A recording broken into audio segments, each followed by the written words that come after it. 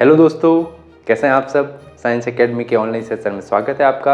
आज हम कुछ नई प्रकार की संख्याओं के बारे में पढ़ने वाले जो एक श्रेणी के रूप में दी गई हो और नई संख्या तभी प्राप्त होगी जब पुरानी संख्या से किसी विशेष संख्या से गुणा किया जाए।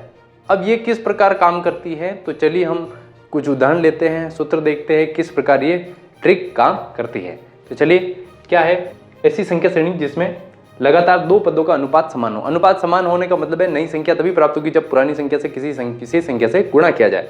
अब फॉर्मूला क्या आएगा, Sn बराबर a r⁻n - 1 / r-1। अब यहाँ पर जो सिंबल लिख रखे हैं उनके मतलब क्या है, Sn का मतलब तो योगफल है, सम ऑफ n टर्म्स। अब यहाँ पर बाकी सारे सिंबल्स के अर्थ क्या है, n का मतलब पदों की संख्या, n का मतलब क्या है, पदों की संख्या। a का मतलब प्रथम पद है, r का मतलब होगा, r का मान कैसे निकालेंगे, द्वितीय पद बटा प्रथम पद, a2 बटा a1 करेंगे। द्वितीय पद में प्रथम पद का भाग दिया जाएगा तभी r का मान प्राप्त होगा। तो चलिए एक एग्जांपल लेते हैं और फटाफट समझते हैं। देखिए, पुरानी संख्या और नई संख्या में क्या डिफरेंस रहता है, क्या समानता रहती है, चलिए देखते हैं। 2, 4, 8, 16, 32। अब ये संख्या जो है किस प्रकार बढ़ी, देखिए 2 दूनी 4, 4 दूनी 8, 8 दूनी 16, 16 दूनी 32। तो ये गुणे के रूप में आगे बढ़ रही है, किसी विशेष संख्या से गुणा किया जा रहा है तभी वो आगे वाली संख्या प्राप्त हो रही है। तो चलिए, कितनी संख्याओं को जोड़ना हमें, 5 संख्या है टोटल। तो हम फॉर्मूले में मान रखते हैं कि a का मान क्या होगा, a का मान मतलब प्रथम पद, a की जगह क्या लिखेंगे, 2 लिख लिया। फिर r का मान हमें विशेष तौर से ज्ञात करना, तो r का मान इनमें कैसे ज्ञात करेंगे, इसके लिए r का मान कैसे ज्ञात करूंगा, r का अगर मेरे को मान निकालना है तो a2 बटा a1 करना, मतलब द्वितीय में प्रथम पद का भाग देना। तो ये प्रथम पद, ये द्वितीय, तृतीय, चतुर्थ, ये पंचम पद है। तो ये द्वितीय है, ये प्रथम है, तो 4 में क्या भाग दूंगा, 2 का। 4 में जैसे ही 2 का भाग दूंगा, r का मान इसके लिए क्या आएगा, हमारे पास 2 आएगा। तो जैसे ही फॉर्मूले मान रखते हैं, हमारे पास कोष्टक में आएगा r का मान 2, n की जगह वापस आप देख लीजिए, n का मान मतलब कितनी संख्या को जोड़ रहे हैं, 5। तो n का मान क्या होगा, 5, 2 की घात 5 माइनस 1 बटा में गए r-1, 2 माइनस 1। अब हल करते हैं। 2 की घात 5 कितना होता है, 2 की घात 5 होता है 32। कैसे निकालेंगे आप, 2 को 5 बार गुणा करिए, 2 × 2 × 2 × 2 × 2, देखिए 2 दूनी 4, 4 दूनी 8, 8 दूनी 16, 16 दूनी 32। तो 2 की घात 5 अर्थात 32 उत्तर आता है हमारे पास।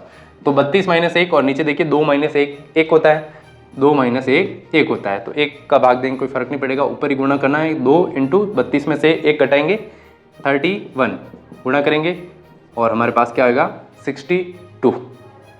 देखा आप लोगों ने, कितना आसान है इस सवाल को हल करना। चलिए इसी तरीके से अगले सवाल को हल करते हैं। 3 दूनी 6, 6 दूनी 12, 12 दूनी 24, 24 दूनी 48। इसमें भी विशेष जो संख्या है वो किसी विशेष अनुपात में आगे बढ़ रही है, अर्थात इसको मैं 2 से गुणा करूंगा तभी आगे वाली संख्या प्राप्त होगी। अब इसमें सम और विषम सारी संख्या है, लेकिन अब संख्याओं में अंतर समान नहीं है, अर्थात अंतर नहीं है, अब अनुपात समान है। तो अब कैसे करेंगे, चलिए फॉर्मूले मान रखते हैं। एक ही जगह देखिए, एक ही जगह 3 है तो 3 लिखा। अब r का मान निकालेंगे। r का मान कैसे निकालता है, इस सवाल के लिए अगर मेरे को r का मान निकालना है तो मैं इसमें इसका भाग दूंगा, 6 में किसका भाग दूंगा, 3 का भाग दूंगा। भाग देंगे क्या आएगा, 3 दूनी 6।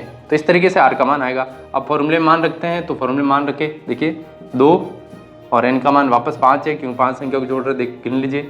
बटे में गए r-1, r का मान 2 आया तो 2 माइनस 1, ऊपर गुणा करेंगे और घातों को भी हल करेंगे। तो 2 की घात 5 वापस 32 होता है, हम पहले लिख चुके हैं, 32 माइनस 1 होगा।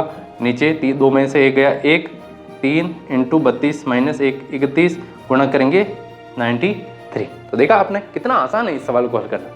अगर ये सवाल आपके लिए आसान है तो जल्दी से प्रश्न नंबर 3 का आंसर कमेंट बॉक्स में लिख कर मुझे भेजिए। ऐसे ही नॉलेजेबल वीडियो देखते रहने के लिए चैनल को सब्सक्राइब करना ना भूलें। वीडियो को पूरा देखने के लिए धन्यवाद। जय हिंद।